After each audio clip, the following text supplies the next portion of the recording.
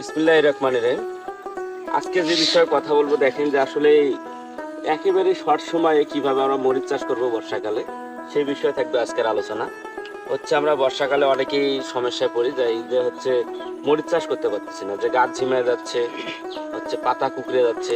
এই বিষয়গুলো কেন হয়, সেই বিষয়ে থাকবে আজকের আলোচনা।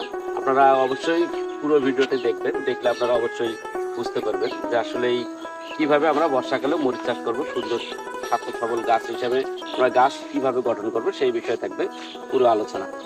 দেখেন যে আমরা ইতিমধ্যে সবগুলো গাছের যে শাখা প্রশাখাগুলো আছে কেটে দিয়েছি ইতিমধ্যে একবার। আর যিনি চাষ করেছেন ওনার মুখ থেকে শুনবো আসলে কাটতেছেন কেন, এই পরামর্শ কোথায় পেলেন। আসসালামু আলাইকুম ভাই। ওয়ালাইকুম আসসালাম।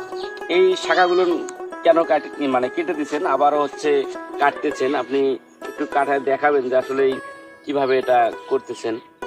আসলে মূলত আমরা শাখায় ডগাগুলো কাটার উদ্দেশ্যই হচ্ছে যে এই ডগাগুলো বড় হওয়ার কারণে সেটা এই মালচিং এর উপরে পড়লে রোদ উঠলে তখন বেশি গরম হয়, গরম হওয়ার কারণে গাছটা ঝলসে যায়। এই কারণে আমরা মূলত এটা পরিষ্কার করে রাখি, যাতে গাছটা উপরে যে ওই মাথাটা গাছের অনেক ঝোপালো হয়, হ্যাঁ, উপরে অনেক যত ঝোপালো অনেক হয় ঝোপালো হবে, এবং দেখতে সুন্দর, ফলও ভালো হয় এবং মরিচটা সোজা হয়। এই কারণে মূলত আমাদের আসলে মরিচ সোজা হলে কি বাজারে চাহিদা বেশি হয়ে যায়? হ্যাঁ, অবশ্যই মরিচ সোজা এবং দেখতে ভালো হলেই তো বাজারে চাহিদা ভালো হয়। আর যে গাছের যে গঠনটা, আমরা যে ঝোপালো গাছটা দেখতে পাচ্ছি, আসলে যদি আমরা না ভাঙতাম এভাবে কি হইতো না? আমরা যদি না ভাঙতাম তাহলে এইভাবে হইতো না, কিন্তু গাছটা তখন নিচ থেকেই বড় হয়ে যাইতে, কিন্তু মাথাটা এত সুন্দর ছাতার মতো হতো না। আপনি বিশ্বাস করছেন যে এইভাবে মরিচের ফলনটা বেশি হবে?